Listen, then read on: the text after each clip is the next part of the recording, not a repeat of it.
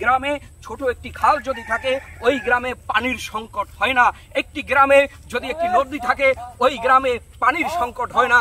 একটি গ্রামে যদি একটা টিউবওয়েল থাকে ওই গ্রামে বিশুদ্ধ পানির অভাব হয় না।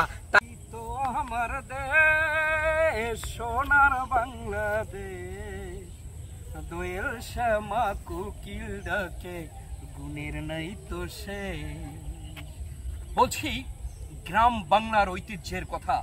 আমার দুপাশে যে দুটো জিনিস দেখতে পাচ্ছেন এই হলো সেই আমাদের বরিশালের আঞ্চলিক ভাষায় যাকে বলা হয় কুডার কুট। এই কুডার কুটের একটা ভালো দিক রয়েছে, ভালো একটি বৈশিষ্ট্য রয়েছে, সেই দিকটা আমি আপনাদের সামনে তুলে ধরবো। এই হলো কুডার কুট।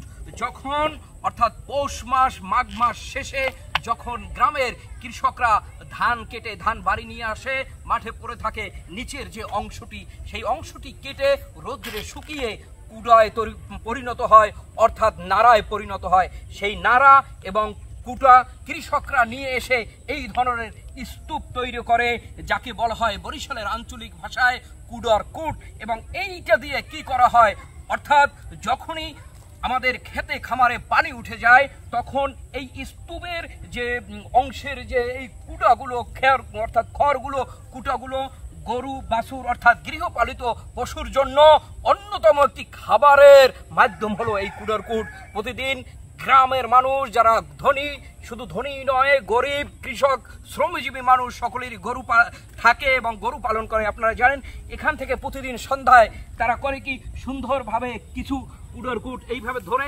এরকম টান দিয়ে বের করে তারপর ঝুড়িতে করে বা হাতে করে বাসায় নিয়ে যায়, গরুর ঘরে বা গরুর গোয়াল ঘরে নিয়ে সেই কুটাটা রাখে, পানির ভিতরে ভিজিয়ে রাখে।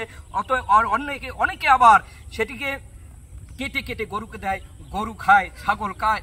এখন কথা হলো যে কেন আমি এই ধরনের চিত্র আপনাদের সামনে নিয়ে আসলাম, এর কারণ হলো আমার সোনার বাংলা আমি তোমায় ভালোবাসি। এর কারণ হলো আমার সোনার বাংলা আমি তোমায় ভালোবাসি। আর এই তোমায় ভালোবাসতে গিয়ে আপনাদের দেখাই, যদি আরো একটু দেখাতে চাই, আপনারা যদি একটু আমার সাথে চলে আসেন একটু দেখাই। এই যে পিছনে দেখতে পাচ্ছেন, আমার পিছনেই দেখতে পাচ্ছেন ছোট একটি খাল। জানেন গ্রামগঞ্জে এই খালটি কতটা উপকারে আসে, আমি যদি আপনাদের একটু কাছ থেকে দেখাতে চাই, দেখুন একটু কাছ থেকে একটু দেখুন। এই যে খাল, এই খালটিরও কিন্তু আর একটা বৈশিষ্ট্য রয়েছে। গ্রামগঞ্জের পানির জন্য অন্যতম একটি মাধ্যম হলো খাল। একটি গ্রামে ছোট একটি খাল যদি থাকে ওই গ্রামে পানির সংকট হয় না। একটি গ্রামে যদি একটি নদী থাকে ওই গ্রামে পানির সংকট হয় না। একটি গ্রামে যদি একটা টিউবওয়েল থাকে ওই গ্রামে বিশুদ্ধ পানির অভাব হয় না।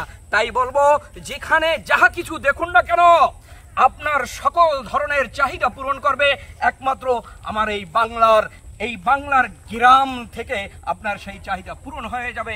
সবাই ভালো থাকবেন, আবারও দেখা হবে গ্রামীণ কোনো চিত্র নিয়ে। সবাই ভালো আছেন তো?